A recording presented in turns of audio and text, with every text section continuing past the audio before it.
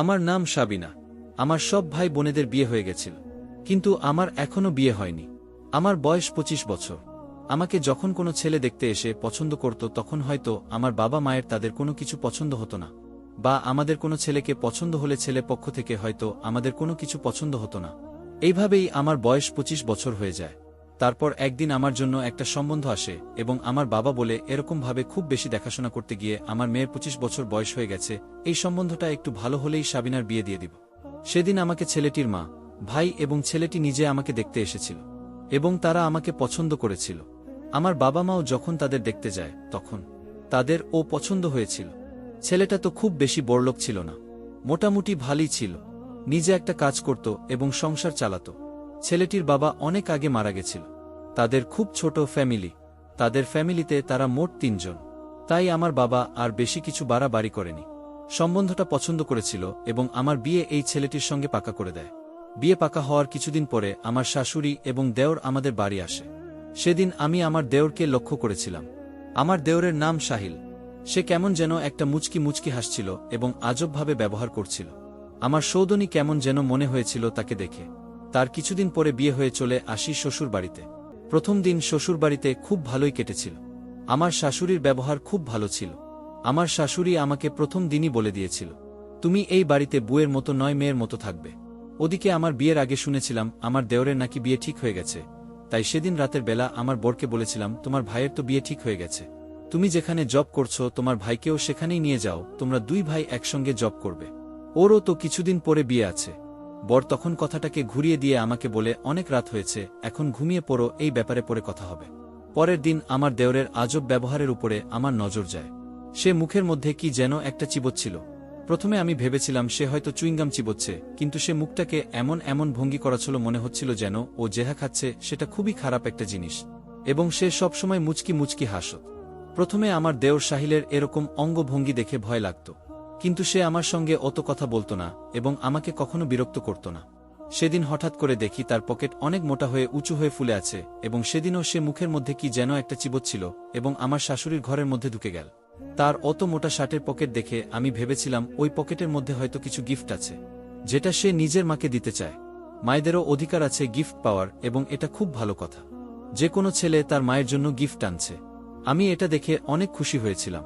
সাহিল তখন শাশুড়ির ঘরের ভিতর ঢুকে দরজাটাকে লাগিয়ে দেয়।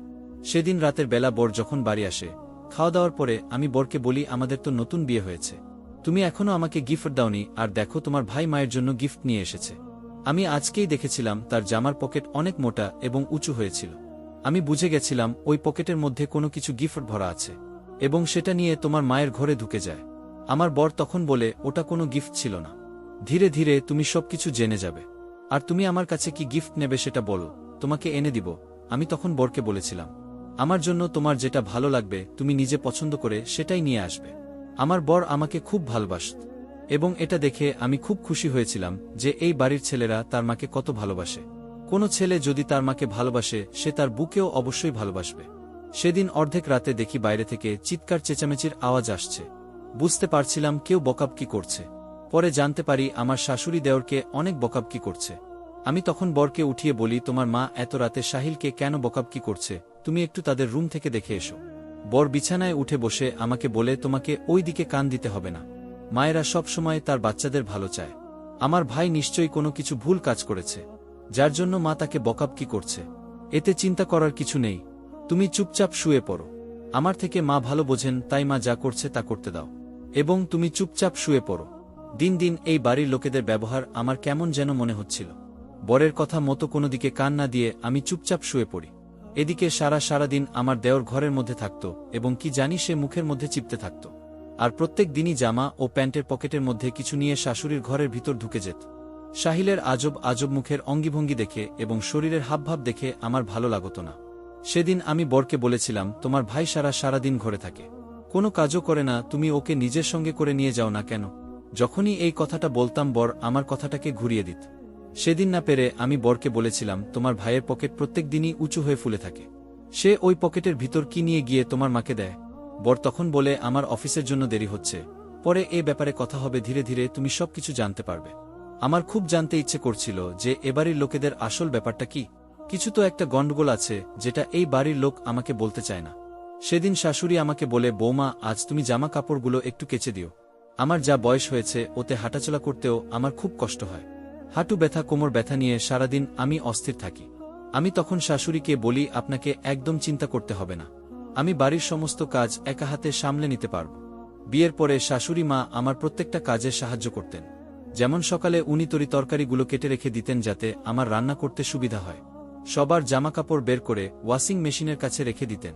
এতে আমাকে কারো জামা কাপড় খোঁজাখুঁজি করতে হতো না। উনার কষ্ট হতো, তাও যতটা পারতেন আমার সাহায্য করতেন। সেদিন জামা কাপড়ের পরিমাণ কম ছিল, তাই আমি ভাবলাম আর 2-4টে জামা সবার ঘর থেকে খুঁজে নিয়ে আসি। আমার বরের আরও 2টো জামা বের করি, আমার নিজের কয়েকটা জামা বের করে নিয়ে আসি এবং আমার শাশুড়িরও বেশ কয়েকটা কাপড় খুঁজে খুঁজে বের করি। তারপর আমি দেওরের রুমে আসি। তার রুম থেকেও বেশ কয়েকটা জামা বের করতেই দেখি একটা জামার পকেটে অনেক মোটা এবং উঁচু হয়ে ফুলে আছে।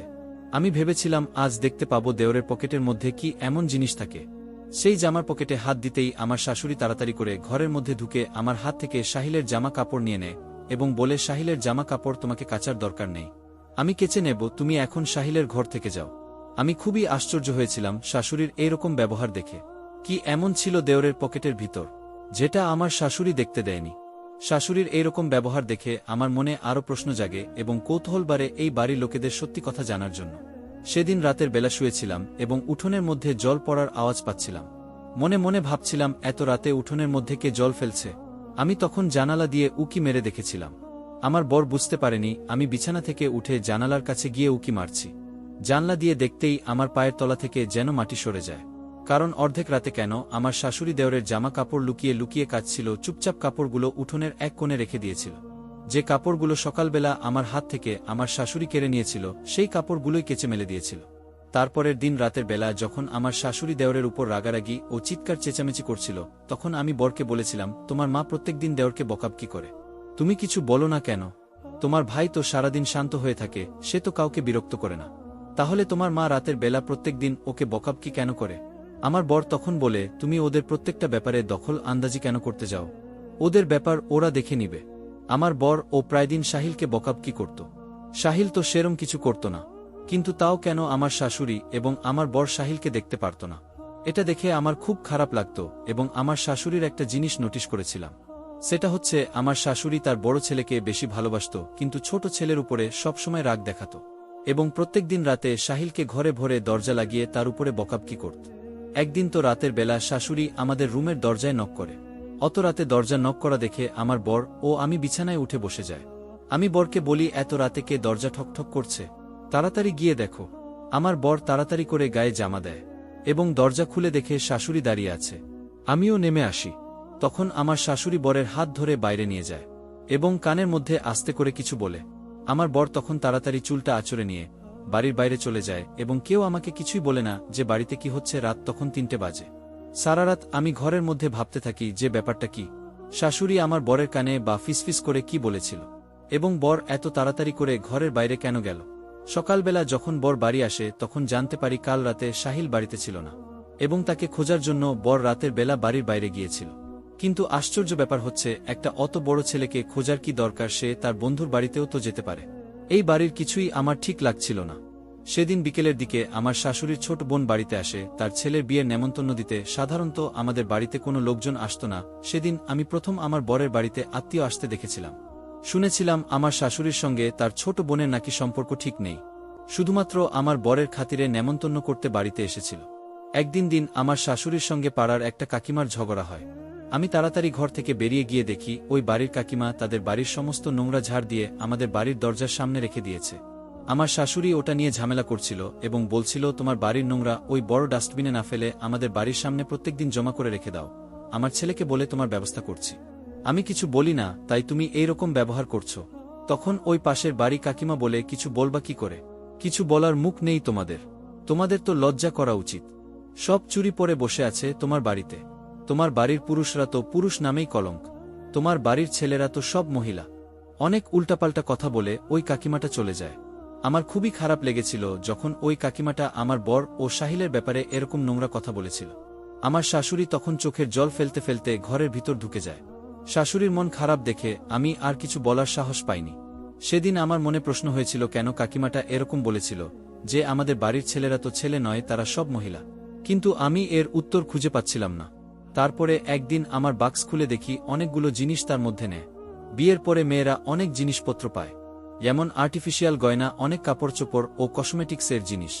আমি তখন ভাবছিলাম বাক্স থেকে এতগুলো জিনিসকে চুরি করে নিল। আমাদের বাড়িতে তো মেয়ে মানুষ, আমি ও আমার শাশুড়ি ছিলাম, কিন্তু আমার শাশুড়ি এত বয়স্ক মানুষ, এসব জিনিস দিয়ে কি করবে? তারপরে ভেবেছিলাম হয়তো আমার শাশুড়ি এই জিনিসগুলো আমাকে না বলেই হয়তো কাউকে দিয়ে দিয়েছে। প্রথমে আমি ভেবেছিলাম শাশুড়িকে জিজ্ঞেস করব এই জিনিসগুলো উনি কেন নিয়েছেন। পরে ভাবলাম জিজ্ঞেস করলে হয়তো শাশুড়ি খারাপ ভাববে, ওই জন্য আমি আর কিছু বলিনি। কিন্তু মাঝে মধ্যেই দেখতাম আমার কিছু কিছু জিনিস খুঁজে পাওয়া যেত না, এবং কিছুদিন পরে ওই জিনিসগুলো ঘরের এখানে সেখানে পড়ে থাকত। আমি বুঝতে পারতাম না এই কাজটা কে করছে, কে আমার জিনিস এরকম ভাবে এখানে সেখানে ফেলে রাখে। সেদিন আমার শাশুড়ির ছোট বোনের ছেলের বিয়েতে যাওয়ার জন্য আমি 2-3টে শাড়ি বের করেছিলাম এবং বেশ কিছু গয়নাগাটি বের করে রেখেছিলাম, কিন্তু বুঝতে পারছিলাম না কোনো শাড়ির সঙ্গে কোনো গয়নাগুলো পরলে ভালো লাগবে। আমি শাড়ি এবং জুয়েলারিগুলো দেখে ভাবছিলাম, ঠিক সেই সময় কেউ আমার দরজা খুলল।